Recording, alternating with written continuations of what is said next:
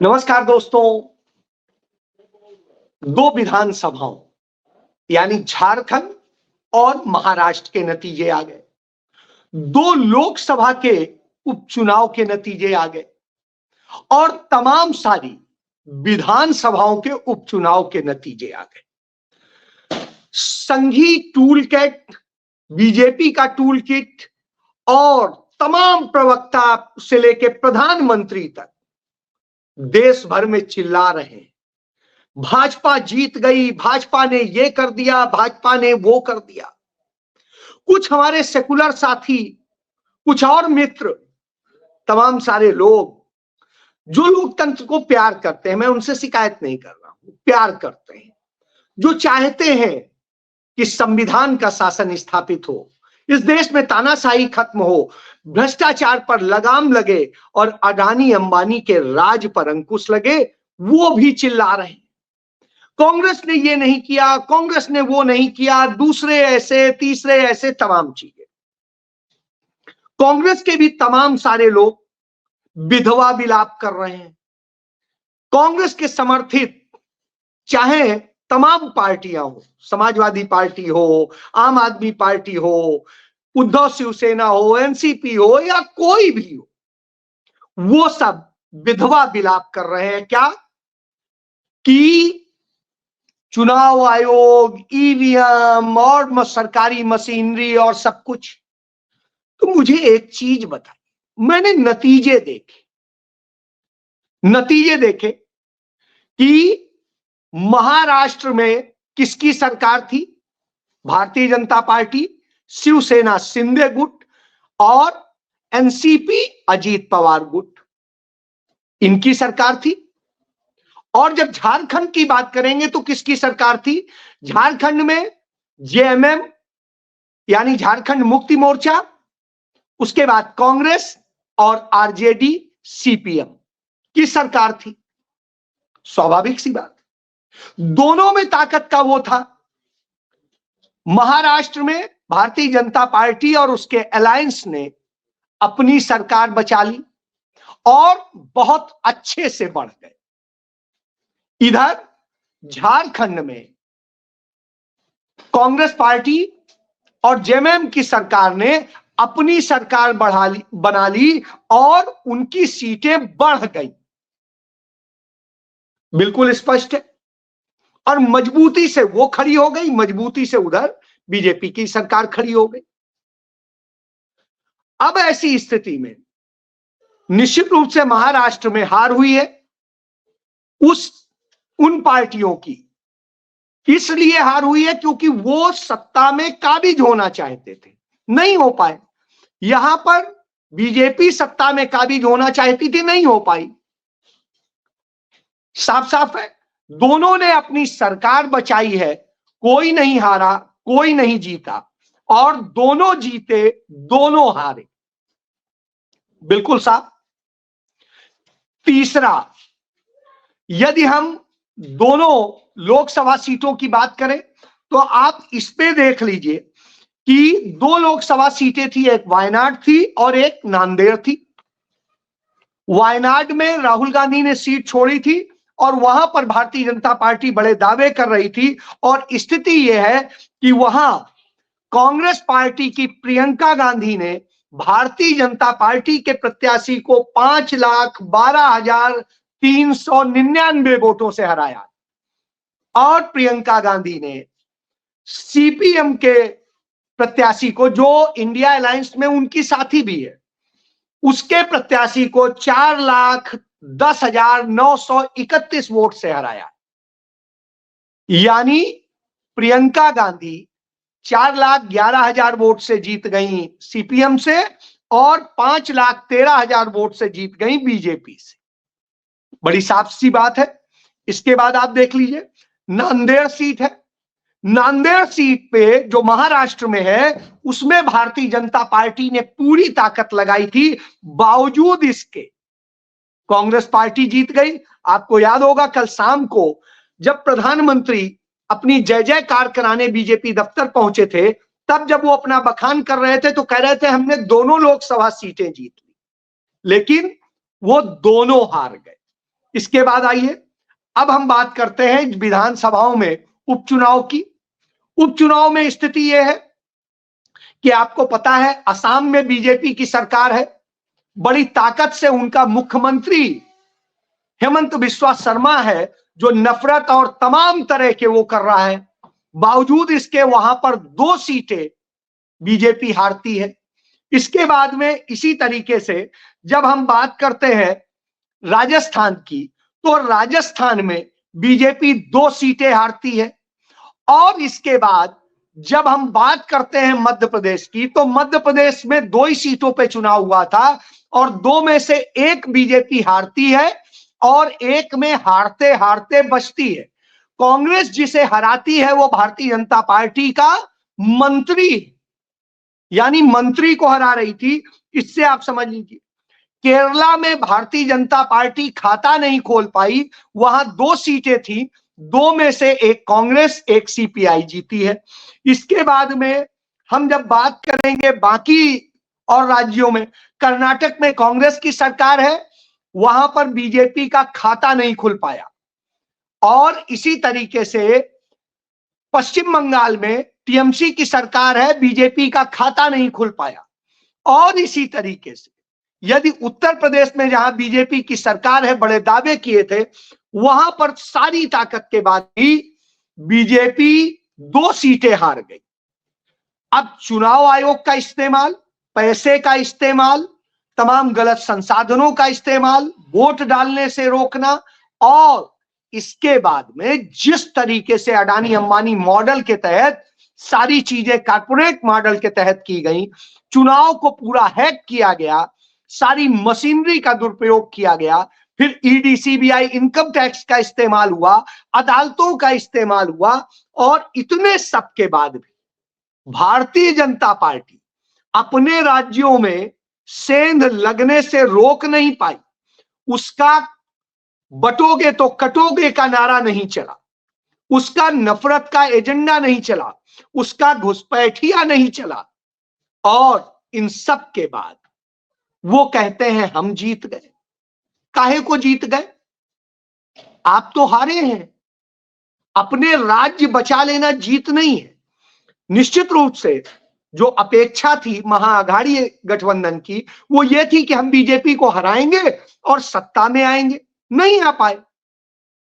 लेकिन क्या भारतीय जनता पार्टी जो चाहती थी कि हम कांग्रेस गठबंधन को हरा दें और आ जाए, तो क्या वो हरा पाई है? नहीं हरा पाई है। और भारतीय जनता पार्टी के राज्यों में जहां उनकी पूर्ण सत्ता है, वहां पर उन्हें हार मिली है, जीत नहीं मिली। लेकिन कांग्रेस हो, टीएमसी हो, जो इंडिया गठबंधन के हिस्से हैं, उन राज्यों में चाहे पंजाब हो, स्थिति यह है कि किसी की कोई स्थिति नहीं, सब हारे। पंजाब में बीजेपी पूरी तरीके से साफ है, वहां 1 जो है कांग्रेस पार्टी जीती है और 3 जो सीटें हैं वो सत्तारूढ़ आम आदमी पार्टी जीती है। बीजेपी का खाता नहीं खुला। उसके बाद में इसी तरीके से कर्नाटक में बीजेपी का खाता भी नहीं खुला, 1 सीट भी नहीं। पश्चिम बंगाल में 1 भी सीट नहीं। लेकिन राजस्थान में बीजेपी को 2 सीटें हरा दी कांग्रेस गठबंधन ने। 1 कांग्रेस जीती है, कांग्रेस की सहयोगी जीती। इसके बाद में इसी तरीके से मध्य प्रदेश में 2 सीटें थी, उसमें 1 कांग्रेस जीत ली, 1 हराते हराते बची है। कैसे जीते हैं वो सबको पता है, बुधनी किसी। इतने कम मार्जिन से कभी बीजेपी नहीं वहां स्थिति में आई, क्योंकि वो गढ़ है बीजेपी का। बावजूद आप देखिए 1 सीट हरा दी, क्लीन स्वीप किया था उन्होंने उस समय। इसके बाद में आप बाकी और राज्यों में असम से लेके बाकी की बात कर लीजिए, सब जगह वही स्थिति। तो बीजेपी में जरूर सेंध लगी, उनकी हार हुई है। कांग्रेस की या उनके सहयोगियों की कोई हार नहीं हुई। राज्य नहीं वो ले पाए, एक दूसरे से दोनों नहीं छीन पाए, यानी मैच टाई हुआ था। लेकिन उपचुनाव जहां हुए, और उपचुनाव में माना जाता है जिसकी सरकार होगी 100% उसको जाएगा, और यह साबित भी हुआ है। जहां कांग्रेस की सरकार है 100% है, जहां टीएमसी की सरकार है वहां 100% रिजल्ट। लेकिन जहां भाजपा की सरकार है वहां क्या है 80? वहां तो 80% भी नहीं, 50% है कहीं। जहां आम आदमी पार्टी की सरकार है वहां क्या बीजेपी का खाता खुला है? नहीं खुला है। कांग्रेस का जरूर खुला है। तो यानी हार कहीं पे भी कांग्रेस की नहीं हुई। तो राहुल गांधी को तो मुस्कुराना चाहिए। लेकिन फिर मैं एक चीज कह रहा हूं, यह विधवा विधवा विलाप का विषय नहीं है कि आप पकड़ के रोइए। मैं एक उदाहरण देता हूं। कांग्रेस पार्टी की एक नेत्री हैं जिन्होंने बड़ी मेहनत की, बीजेपी के उस क्षेत्र में मेहनत की जहां कांग्रेस को जीतना बिल्कुल मुश्किल नहीं। उन्हें हल्के का जो क्षेत्र दिया गया, जितने गांव दिए, उन्होंने वही मॉडल अपनाया जो कांग्रेस का मूल मॉडल था। वो घर घर गई, घर घर में जाकर के। तो कांग्रेस के ही नेताओं को यह अच्छा नहीं लग रहा था कि ये दीदी क्या कर रही। वो आर्मी की रिटायर्ड ऑफिसर है, एयरफोर्स की, अनुमा आचार्य। तो अनुमा जी वहां पर जब गई तो घर घर जाती थी, औरतों से बात करती थी, बताती थी कि कांग्रेस का कंसेप्ट क्या है। तमाम जगह उस पर बहस होती थी और अंत में उनके क्षेत्र में जितने गांव थे उन सारे गांवों में कांग्रेस जीत गई।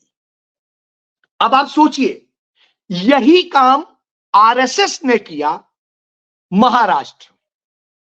कांग्रेस लोकसभा चुनाव में या शिवसेना या एनसीपी जितने वोट लोकसभा चुनाव में पाए थे वो पाए हैं, उनके कम नहीं हुए। चंद परसेंट वोट से बीजेपी जीती है। कैसे जीती है? क्योंकि बीजेपी ने 4% वोट बढ़ाया है। अब कैसे बढ़ाया, इसके लिए तमाम कारण लोग दे रहे हैं। कोई तो ये दे रहे हैं कि भैया बंद हुई, सील हो चुकी ईवीएम में वोट 4% कैसे बढ़ गए, इसका बता दीजिए। बहरहाल इसका जवाब तो मेरे पास भी नहीं है, मैं भी नहीं बता सकता हूं। लेकिन मैं एक चीज जरूर कह सकता हूं, बीजेपी ने एक काम किया, जो काम अनुमा आचार्य ने किया। उसने जैसे ही चुनाव का प्रचार खत्म हुआ, अपने आरएसएस की बी टीम बना रखी थी टोटल, और उनकी छोटी छोटी टोलियां बना रखी थी। वो 24 घंटे हर घर में घुस गए और हर घर में जाके बताया कि देखिए बीजेपी आपको इतना पैसा दे रही है, इतना इतना ये कर रही है, ये कर रही है, आपको ये है, और ऐसे ऐसे समझाया। फिर राष्ट्रवाद समझाया, फिर नफरत समझाई, सब कुछ समझाया और घर घर को समझाया। कांग्रेस का कोई व्यक्ति फिर गया ही नहीं, आराम फरमा रहा था। उन्होंने अपनी ऐसी कोई टीम बनाई नहीं, शिवसेना ने अपनी ऐसी कोई टीम बनाई नहीं, उद्धव ठाकरे ने, एनसीपी शरद पवार ने ऐसी कोई टीम बनाई ही नहीं। तो साहब, जब आप लड़ रहे हैं, सारी मशीनरी आपके खिलाफ है, सारा चुनाव आयोग आपके खिलाफ है, ब्यूरोक्रेसी आपके खिलाफ है, अडानी अंबानी फंडिंग कर रहे हैं, तब कौन करेगा? आप ही तो करेंगे। तो आपने क्यों नहीं किया? ये तो जिम्मेदारी आपकी थी। तो आप काम नहीं करेंगे, अपनी नाकामी को थोपेंगे कि साहब ये हो गया, वो हो गया, वो हुआ है। तो कब नहीं होता था? जब बैलेट से वोट पड़ता था तब भी ये होता था, तब भी कुछ परसेंट वोट जो है मैनेज हो जाते थे। आज भी वही हो रहा है। तो कोई आश्चर्यजनक नहीं है। और चुनावी मशीनरी का इस्तेमाल कभी कम होता था, कभी ज्यादा होता है। आज बेशर्मी से हो रहा है, उस समय थोड़ा लाज शर्म के साथ होता था। पुलिस अफसर हो या दूसरे अफसर हो, वो थोड़ी लाज शर्म के साथ सपोर्ट करते थे। आज बेशर्मों की तरह वो एजेंट बन के कर रहे हैं। आज वो भारतीय जनता पार्टी के एजेंट बने हुए हैं। और तमाम सारे बुड्ढे आज नफरत फैला रहे हैं, व्हाट्सएप यूनिवर्सिटी से चल रहे हैं। जो वास्तविक ज्ञान उन्हें भी है, उसको वो इतिहास भूगोल भूल के उसे आगे बढ़ाते हैं। तो आप इससे समझ सकते हैं कि यह खेल क्या है। तो हार जीत का कारण यहां छिपा हुआ है। आपको गांधी की तरह, आपको नेहरू की तरह हर व्यक्ति तक पहुंचना होगा, उसके घर तक पहुंचना होगा। जब आप वहां पहुंचेंगे तो जो ये 10-5% वोट का खेल होता है वो कुछ नहीं हो पाएगा। इसीलिए राहुल गांधी ने कहा था, मजबूती के साथ ताकत से अधिक वोट दीजिएगा। जब अधिक से अधिक वोट पड़ेगा तो जो ये 2-3-4% का वेरिएशन है, बेईमानी है, वो कोई काम नहीं करेगी। क्या आपने ऐसा किया था? नहीं किया था। तो जब ऐसा नहीं करेंगे तो फिर शिकायत क्यों करते हैं बीजेपी से, नरेंद्र मोदी से, या चुनावी मशीनरी या किसी से? अपना काम तो कर लीजिए। जब आप कर लेंगे तो कोई परेशानी नहीं होगी, क्योंकि आज आप बचा पाए जो थोड़ा बहुत आपके पास, आपको उनसे जीतना है, बढ़ना है, आगे पाना है, यह आपको करना है। तो इसके लिए आप काम कीजिए, ये ड्रामे और विधवा विलाप मत कीजिए। तो साहब, सच ये है कि बीजेपी इस चुनाव में अपने राज्य को बचा करके भी लूजर है, और कांग्रेस अलायंस अपने राज्य को बचाकर भी विनर है। यह वास्तविक सत्य है। जय